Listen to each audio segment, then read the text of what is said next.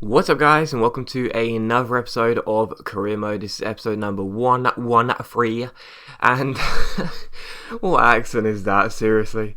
And we start today's episode off with a youth squad monthly report to get to look at the young stars of Liverpool coming through. Obviously got quite a few of them that we've promoted to our first team, and they're doing very well.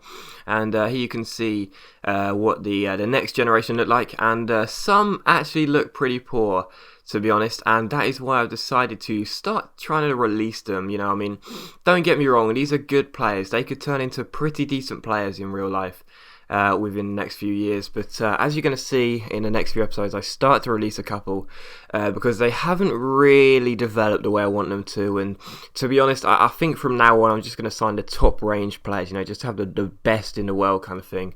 You know, the Philippe Marcanos, you know, the players like that really to have in a side, because otherwise you're just going to get bombarded with a lot of players that will be good, don't get me wrong, but for the first few years will be very, very, very, very, very, very poor.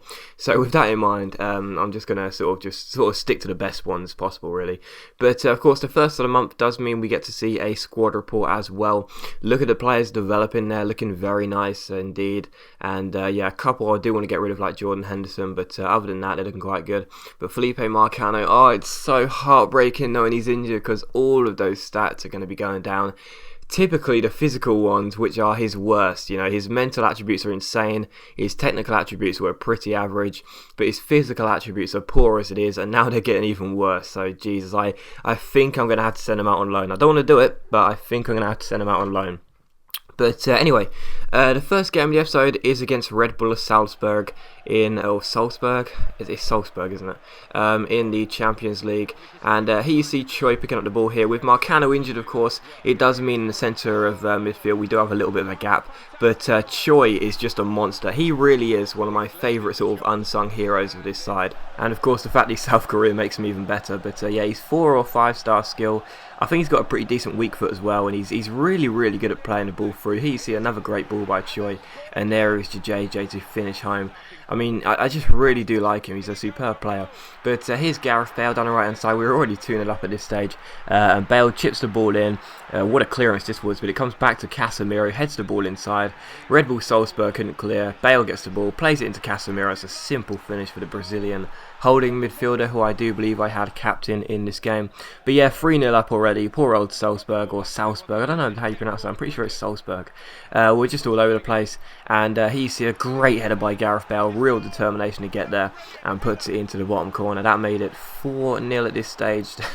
They were just all over the place, and here you see Henderson not really doing his job. Henderson, he's just such a poor player. You know, on the game he looks like he's quite a decent sort of squad player, but for me he's just so poor. He really is. I think I'm going to try and move him on in January, but yeah, that'll mean that Sterling and Gonalons are the only 2 players I would have inherited. Anyway.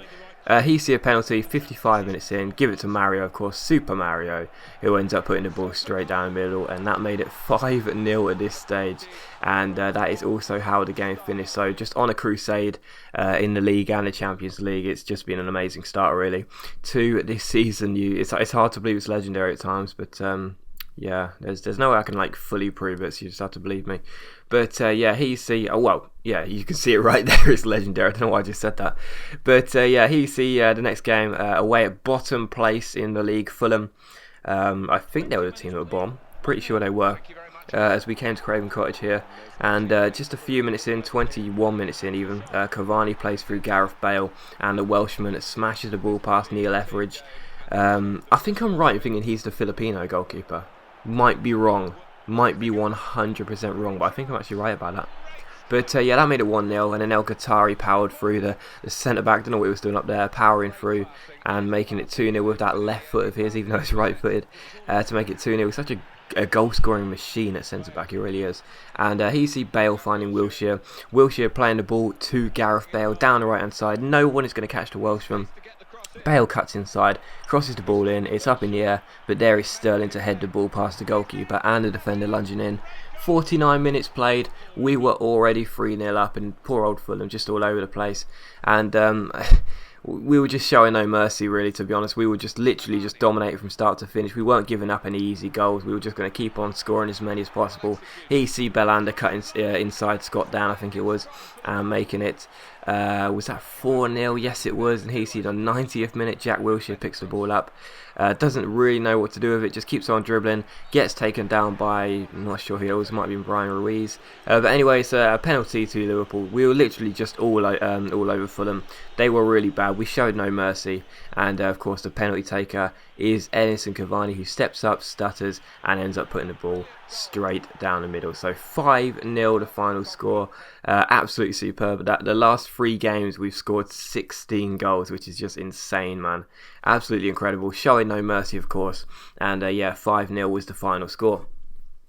Here you see a monthly scout update from all my 3 South Korean scouts. A couple looking pretty... did I just say all 3 South Koreans? Anyway, the first one's South Korea.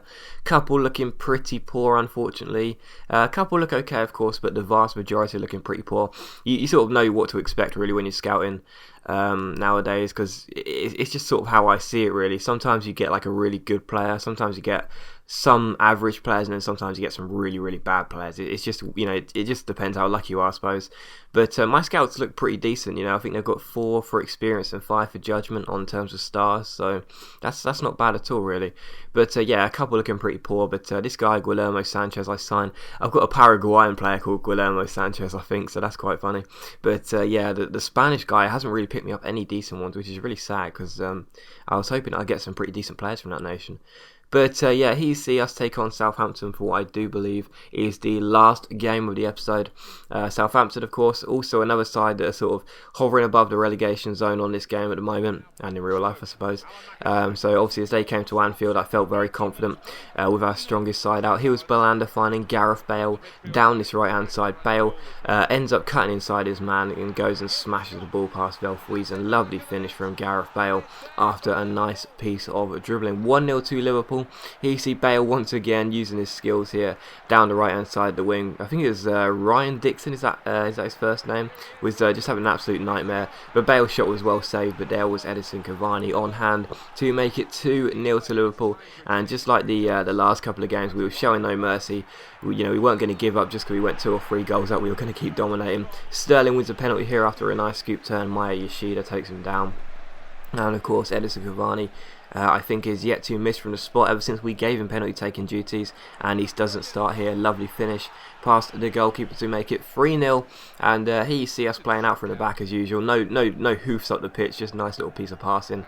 Cavani down the right hand side. It's a great ball into my captain Maxime Gonalons, and it just had to be Gonalons, didn't it, to get himself on the score sheet. I just love Maxime Gonalons, man. I know Casemiro's a bit of a monster, but Gonalons is just so amazing at reading the game. But yeah, brought on a double substitution. Balotelli and JJ come on here. Not sure who they came on for, but regardless of such, Bale finds Balotelli, who finds Gareth Bale down the left-hand side. And which of the substitutes was going to get the goal? Who do you think it was? It's JJ, of course, the absolute monster. And yeah, that made it 5-0. What a superb result. But as always, guys, a big thank you for watching this video. If you could leave a like, that would be awesome. It really helps my channel out. And I'll see you for the next episode very soon.